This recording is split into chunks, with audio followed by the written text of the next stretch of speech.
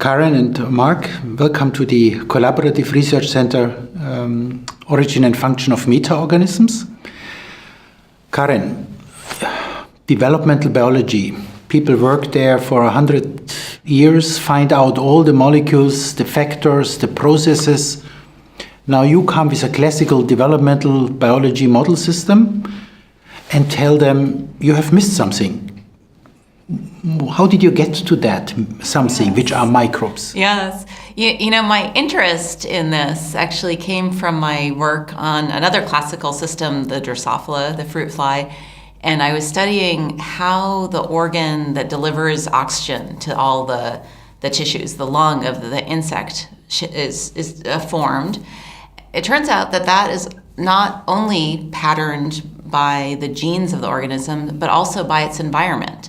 So if you grow an insect at low oxygen, it will have many more branches than at high oxygen. And I was fascinated by this question of how it is that the environment in which an animal develops can shape its developmental programs. And then I started reading the symbiosis literature and thinking more and more about how the environment of all animals is microbial. You know, all animals have evolved in a microbial world. The microbes were here way before any of the multicellular organisms. So it's part of their environment, and it seems like it would be part of their development. Now, developmental biologists, of course, know for a long time that the environment affects development. And not so much known is about if there are any role of the microbes. We just remember classical work of Klaus Sander, who transplanted the posterior pole of a grasshopper embryo, but that was full of symbionts, and the role of the symbionts is still not clear. But how did you get to the conclusion that bacteria and bacteria products are influencing host, in your case, zebrafish development? Yeah, well, to really address that, one has to do the manipulative experiment of removing the microbes. And so normally in the laboratory in our world, we just coexist with the microbes. We don't think to manipulate them. But with the zebrafish, it was very possible to develop ways to grow the animals under entirely sterile conditions, that we could take the embryos in their eggshell and then just sterilize with bleach and iodine, just household products. And that is then generates an animal that's sterile, and we can grow them through developmental periods without their microbes, and then we could look and see, is there a difference in their development? So one of the most exciting or most recent observations from your lab is which goes in the direction of the insulin-producing organs, the pancreas, the cells which are doing this, and you all of a sudden tell us that, look, even these very specific vertebrate-specific cells seem to depend on microbial products. Can you tell us a little bit about that? Yes, that was a really surprising finding, but one that was enabled because the zebrafish is such a great developmental model. So there were already the tools available to look specifically at the population of cells that make insulin in the zebrafish. And so it was sort of an easy experiment. We could make them without the microbes and just look if there is a difference. And sure enough, it was very striking that there are fewer of these insulin-producing cells. And then to really convince ourselves that it was a direct effect of the microbes, we asked, could we rescue this by adding back specific bacteria? And so it wasn't just sort of an overall metabolic change in the sterile animals, but really we could add back certain bacteria, and ultimately found a particular bacterial protein that could reverse this. And so it told us this is a direct effect on development. Now, so as far as I understand, it's a kind of a very novel, peculiar molecule, but amazingly, it seems that you find related molecules in human. In human gut bacteria, yes, and so we were able to take those human gut bacteria, take that protein from those bacteria, and add those to our sterile fish, and it has the same activity.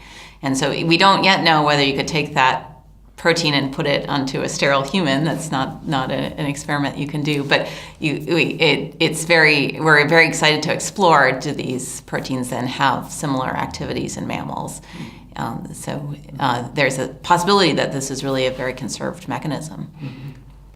So, of course, then immediately one comes into mind that one of the, what we always say, these environmental diseases which increase in the last 50 years is diabetes, and by disturbing the microbes, this may be one of the reasons why we have such a lot increase in diabetes patients. Yeah. So all of a sudden, the zebrafish tells something to maybe the medical community, which is interested in understanding why do we have diabetes population so much increase in the last few years.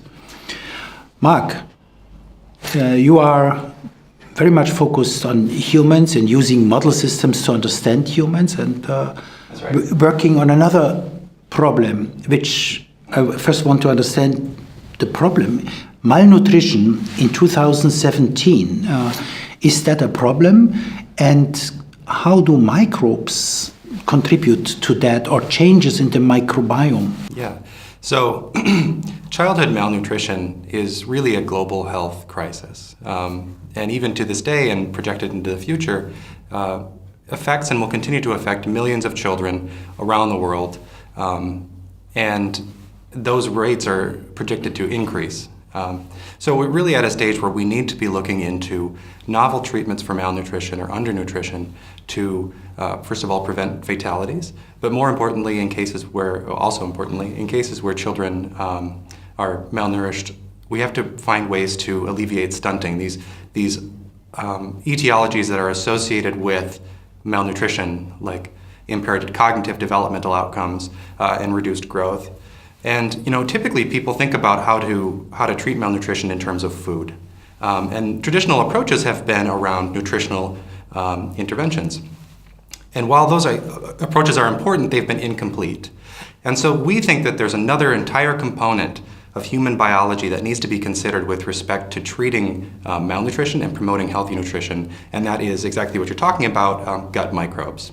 So we already know that gut microbes, or the communities of bacteria that live in and on us, play fundamental roles in the breakdown of components of our food, in development of our immune systems, and now we have evidence to show that they play an important role in how we as humans grow and develop.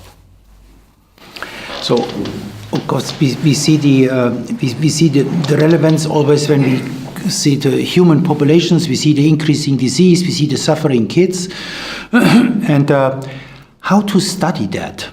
I mean, you are collaborating with colleagues in developing countries, and the problem is very obvious. Right. It's also in Western countries, of course, we have these troubles. But this is very much a lot of observations in the field. This is correlations, and you see differences, and you think that could play a role. But now you and your research and Jeff Gordon's research is moving, of course, much further in causality. How to do that when you are interested in somehow helping and supporting humans? Right. So as you mentioned, the first step, and we're really taking a two-pronged approach, but one half of it is correlational study, to look at human populations and figure out how microbes are associated with adverse states like malnutrition. The other part of the strategy is to use animal models to demonstrate that those correlations go beyond simple associations, and that microbes are actually playing a causal role in the phenotypes that we're interested in. And so in this case, that would be malnutrition. So we heard Karen talk about notobiotic fish. We do something similar with extending that to rodent models in mice. So these are mice that are born and maintained germ-free, so they have no bacteria in or on them at all, and they're housed inside of a plastic vinyl bubble that keeps them that way. And then we can colonize those mice with communities of interest. So in our case, we're colonizing the mice with the microbial communities from healthy or malnourished children from Bangladesh or Malawi, and looking at the effects that those microbial communities have in turn on the growth and development of those animals, and how those communities interact with the diets that the mice are being fed, to show how those interactions play a pivotal role in the growth of the animals. An extension of that more recently is we've developed, and other groups have done this as well, we've developed a model of notobiotic piglets. So these are newborn pigs that are delivered directly from their mother into a notobiotic isolator. And in the first weeks of life, we can look at how microbial community composition affects the growth of these animals and the response to their diets as well. To go beyond a rodent model to translate into a species like pig that is more closely related to humans, both anatomically and physiologically.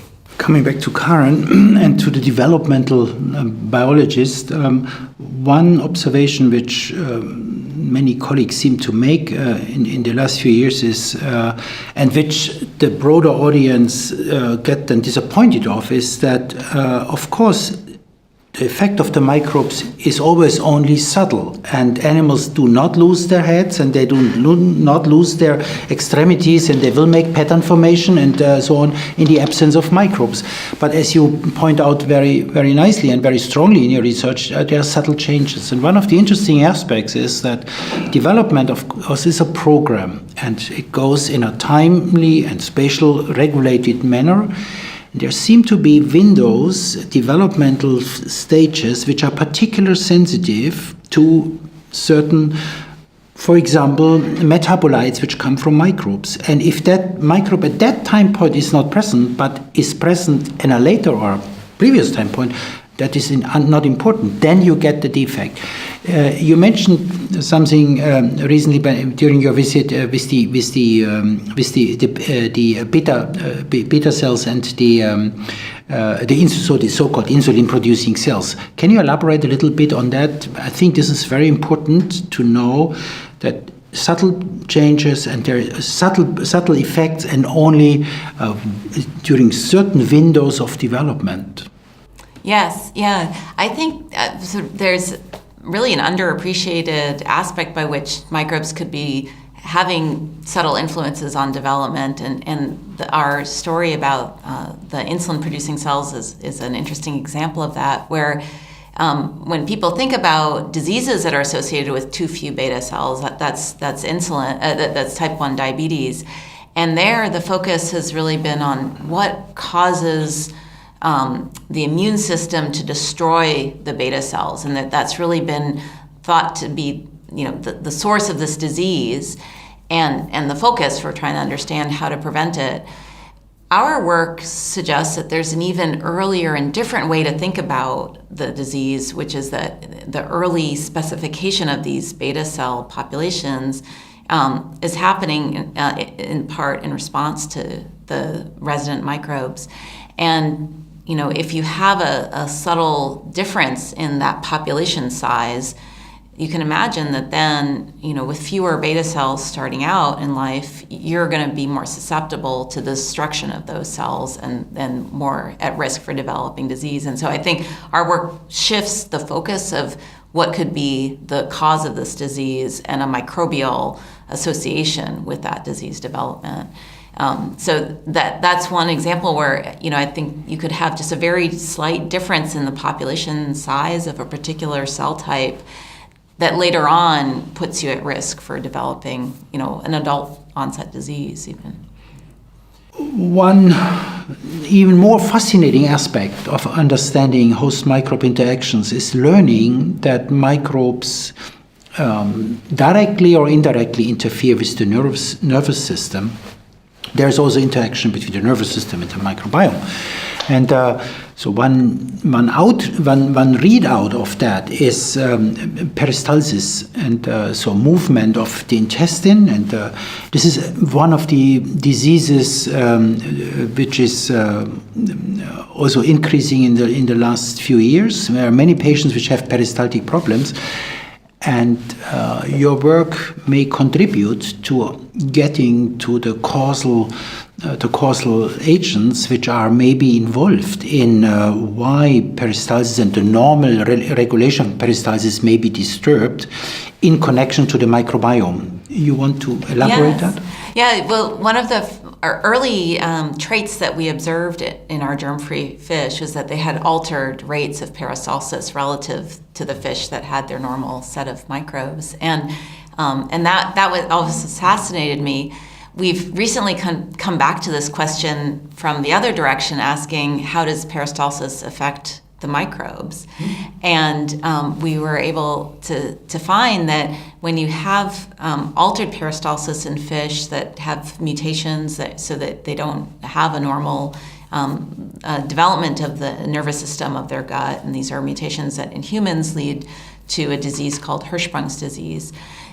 These fish then assemble an altered microbial community that actually is more pro-inflammatory, that causes inflammation of the intestine. And we were able to use the fish to really tell us at an individual level which microbes are causing the inflammation, and to understand how it is that when you don't have that peristalsis, you're changing the relationships between the microbes within that community. So they have different kinds of competitions that don't play out normally in the absence of peristalsis. And so now you start to assemble this more disease-prone community within the gut. And I think, it was very striking that it's this two-way dynamic between the host nervous system and the microbes, that they're influencing each other in ways that can promote health, but also when things go awry can really sort of snowball into more and more disease situations. How fascinating! This is the power of model systems. You never could get that deep by having a patient in front of you who has the kind of trouble. Fascinating.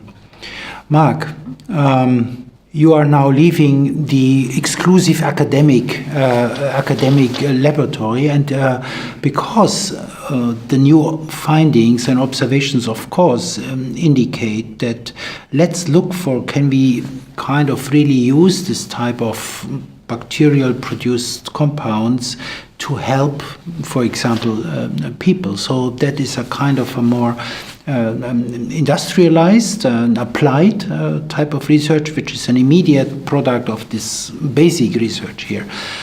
Probiotics 2.0, so there is a long tradition in the probiotic community, but it didn't really lead to big breakthroughs yet. Could you tell us a little bit about the prospects? Where do you want to be in 5 years after having a classical academic research career and now going into a more industrial environment? Why did you do it, and what is your prospect, or where do you want to be in 5 years? Yeah. I think that these new studies that we've spoken about really highlight the importance of host-associated microbial communities in impacting host biology. And what's exciting about that is that it represents a large new set of targets for novel therapies. In addition, it represents a new set of potential therapies themselves. The organisms can become a treatment by administration into a community that, for example, lacks their function. And so my interest has been on translating these findings that we find in the academic laboratory into something useful in an industrial setting. So how can we take the role the microbes are playing on host biology and harness that to come up with new solutions to problems that have been plaguing us for a long time? An example is undernutrition. Can we also use these organisms to address problems like production of food, right? Can you optimize the microbial community of agricultural animals to produce as much meat and therefore food as possible for people down the line? And that only represents a small subset, I think, of the problems that can be addressed by harnessing novel probiotics as well as novel pharmaceuticals that are targeted towards the microbiota. And that's where I would like to spend my focus in the years to come. From the inside, that looks very logic and that looks as very obvious. How many people are following that path at the moment? Is that already very competitive, or are you kind of in the founder generation where there's just a few of these type of companies getting started now? I think that we're really in the infancy of taking microbiota-directed or microbial community-directed pharmaceuticals into the industrial workplace and market. There are a whole host of microbiome-focused companies that have been founded in the last several years, and some of them are making some really amazing progress towards turning these things into useful products. But I think the field still has a long way to go. There's still a lot of fundamental biology about how microbial communities assemble in the wild and how they function, and more importantly, how those functions can be restored in cases where they're not working properly. So I think that there's a lot of interest in the area, but I still think also there's a long way to go for the field as a whole. Thank you very much for coming. Thank you. Karen, where do you want to be in 5 years? Well, I really love what I'm doing right now. I think one of the most exciting things is training the next generation of scientists, and it's an incredible time. I mean, there's just this revolution of information that's accessible to scientists now that we didn't grow up with, and so. It's a new way of thinking, and it's really exciting to be able to train new scientists to change the way they think about biology and think about basic things like developmental biology and include all this new information about the other types of cells that make up an organism that are not only the animal cells but the microbial cells. So yeah, I think I'm very excited in the next 5 years to be. I would say sort of working at the same level of the probiotics 2.0, but in a basic research capacity, that we're really starting to understand how to combine our manipulative studies using amazing advances in animal genetic engineering, as well as with genetic engineering in the bacteria partners, and so that we can start to very specifically change, how those interactions are playing out and learn, from those manipulations, just how do these systems work. One last point, training the next generation of scientists in this new thinking. This is certainly, we both of course agree that is something of utmost importance, but learning also how directly influential the observations which you and others are doing in the lab are for human health and for human daily life. I think it is also of equally importance to train the general public and to bring as soon as and as quick as possible, but also as solid as possible, in a correct scientific manner, the basic findings to the general public, because we learn in the lab that how tissue functions, and we also see that we do everything in daily life to make that functioning very difficult. So isn't that also an important area, training the general public, which is not the core activity of what you and I are paid for in our university positions? But I think the more I'm involved in that, the more I believe that it's my responsibility to train the general public. Yes, and I think that what I find is that people are really excited to learn about concepts around people's associated microbes, how those could actually influence their own health and well-being. And intuitively, I think people already know, there's a lot of awareness about how, what you eat can affect your digestive functions and different practices that it makes logical sense then to extend that to also what are the microbes that you're coexisting with, and how does that impact your health, your mood, and people are really curious and excited to learn about the kind of work that we're doing, and I think it is very important to be able to communicate that. Thank you very much, and thank you for coming to Kiel. Thank you. Thank you.